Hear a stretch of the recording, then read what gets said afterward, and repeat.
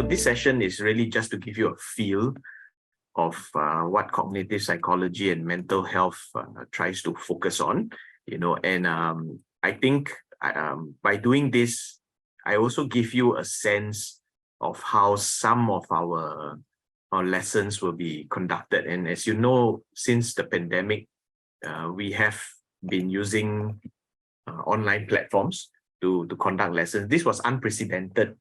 Previously, no geniuses have thought that, lessons can be conducted online. And so we were always having physical lessons. The best we had was e-learning. I don't know whether you remember going through some e-learning, or maybe if you have kids, they have gone through e-learning. E-learning it's not live, it's asynchronous. And so it's a very different mode of engagement. But the pandemic, for example, has thrown us in and forced us to learn online. And 3 years on, I think most institutions or students have even found out the benefits of learning online. So I'm going to just try to be as natural as I can. And this is typically how I would run a module online.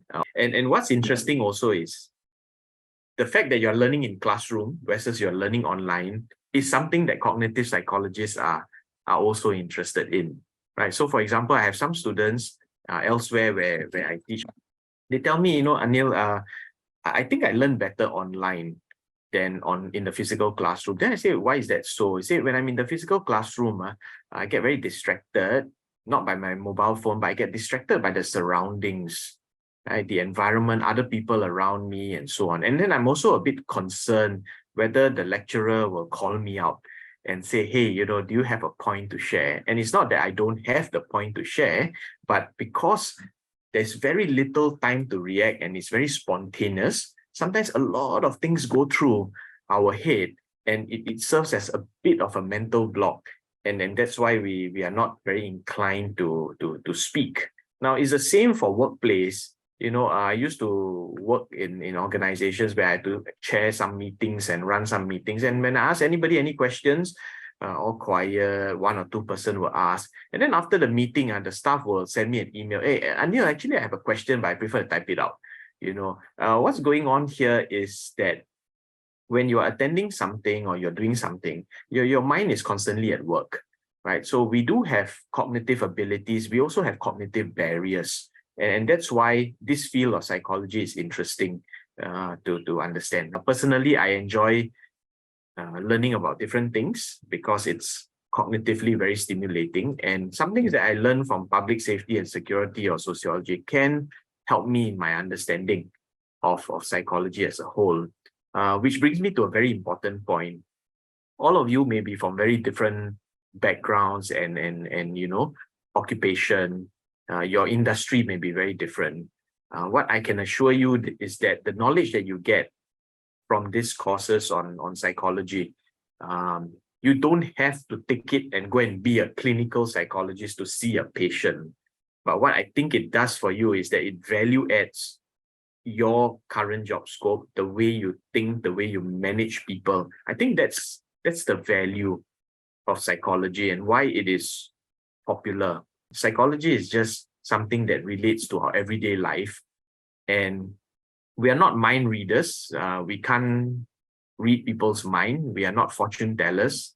But what psychology does for us is to help us to find reasons for why people behave the way they do, right? And also to attribute some of the causes of their behavior. Okay, so as I shared, psychology is the scientific study of the mind and behavior. So the word scientific study doesn't mean that science is a subject. You see, in primary school, we are often told that science is a subject, but actually science is not a subject. It is a method.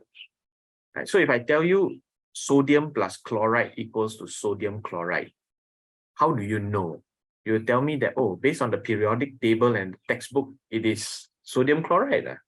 Right? But I will ask the same question again, how do you know?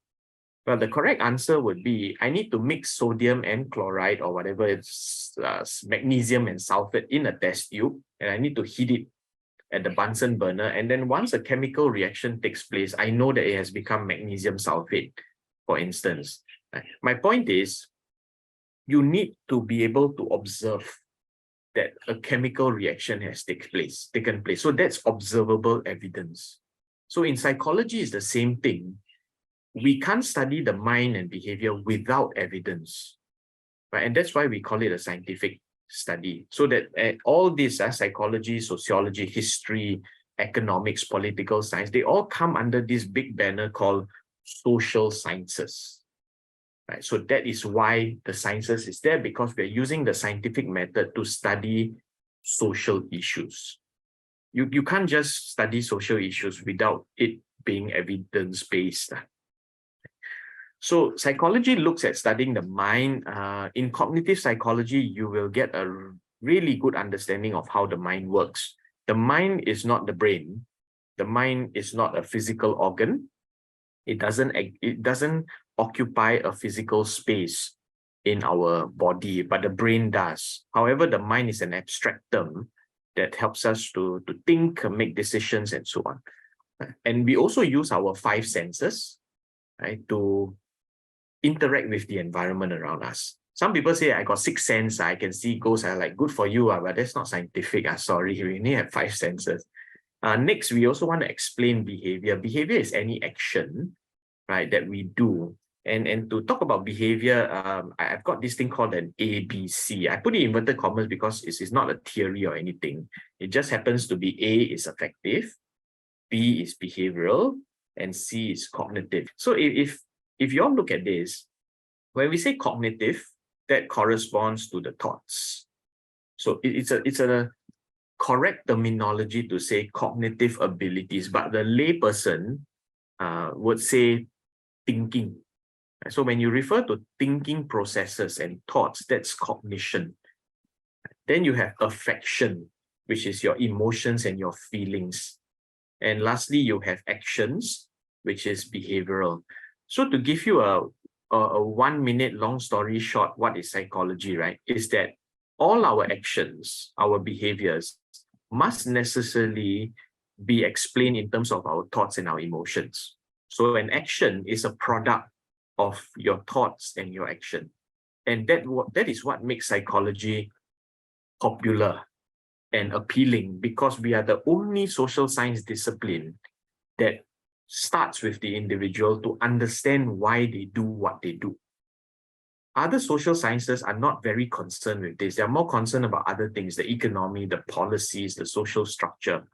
Right? But for psychology, we go right down to the individual and we say, okay, where did it all start? It starts in the brain and the mind. And from there, we understand why people do what they do.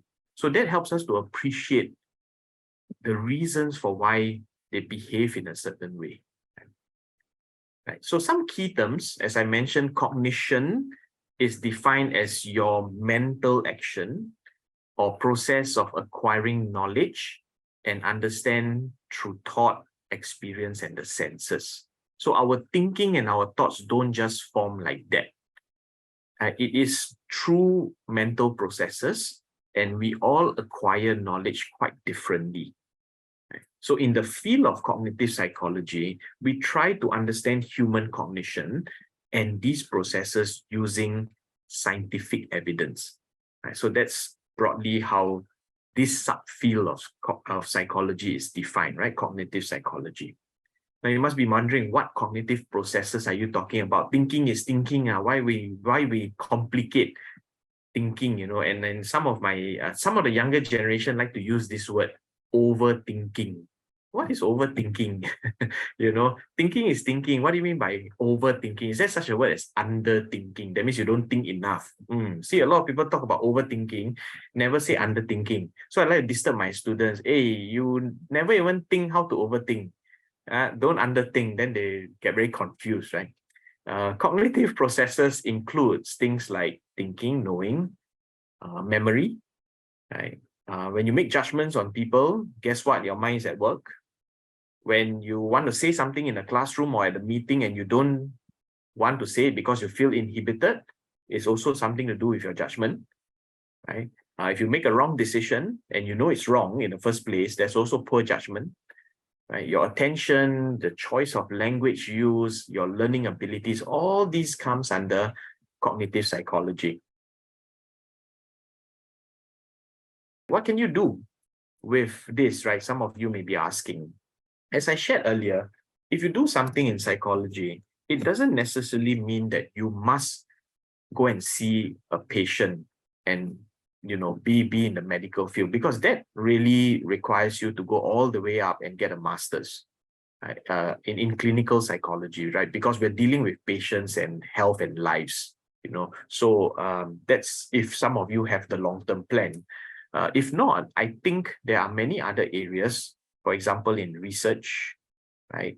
Even in the workplace, for example human resource, right? Or any other fields that you're in, having the knowledge in psychology actually value adds to what you're doing. Right? Of course, as I would repeat that if you want to work in the clinical field, i.e. you want to work in the hospitals, mental health clinics and all that, yes, you have to push forth and do your degree and your master's. This is across the board in Singapore. A degree in psych, will not make you a full-fledged psychologist, but there are also some organizations that look for assistant psychologists, right, to help in day-to-day operations and also to understudy the psychologists, right? So I would say that there are many fields today that value psychology, and some of these can be in the applied field, right? For example, in Aventis, we also have a program, a partnership with London Metropolitan University, LMU. There's a 1-year master's in psychology. All our students are not interested to go and be clinicians. Some would decide to go and do a PhD, but most of them are in fields that are very varied, marketing, accounting, IT, sales, and so on, customer relations, but they're using this knowledge to value add their work, right? And to take on other appointments and their roles in their jobs. And this masters in psychology have also improved their levels of communication and interpersonal relationships.